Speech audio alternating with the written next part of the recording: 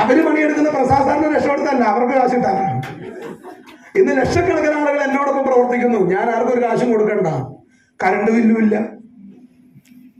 ആണോ അല്ലേ? തൃശ്ശൂർ ഇപ്പൊ ഞാൻ താമസിക്കുന്നതിന് തൊട്ടടുത്ത് വലിയൊരു സൂപ്പർ മാർക്കറ്റ് വന്നു, നെസ്റ്റോ.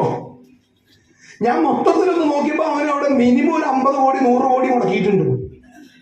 ഹലോ, ഞാനിപ്പോ ഇടക്കിടക്ക് അവിടെ പോയി സാധനം മേടിക്കും. അപ്പൊ ഞാൻ എന്റെ മൊബൈൽ ആപ്പ് തുറന്നു നോക്കൂ, എന്റെ കച്ചവടം പല ദിവസം ഓനില്ല.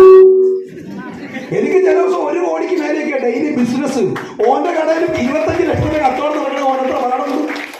ഓനും വെക്കുന്ന സാധനവും ഞാനും വെക്കുന്ന സാധനം. ഓൻ ഷോപ്പിട്ട് വെക്കുന്നു, ഞാൻ ആപ്പിട്ടു. അവൻ തൃശ്ശൂര് 100 കോടി മുടക്കിയിട്ട് തൃശ്ശൂര് വെക്കുന്നു, ഞാൻ 15,000 രൂപയ്ക്ക് സാധനം എടുത്തിട്ട് ഇന്ത്യ മുഴുവൻ വെക്കുന്നു. ആണല്ലേ? പക്ഷെ ഞാൻ ഈ ട്രെക്കിനിക്കൊന്നും പുള്ളിക്ക് പറഞ്ഞു കൊടുത്തിട്ടില്ല. പുള്ളി അങ്ങനെ വെക്കട്ടെ, കാരണം ഇത് ചെയ്യാത്തവർക്ക് സാധനം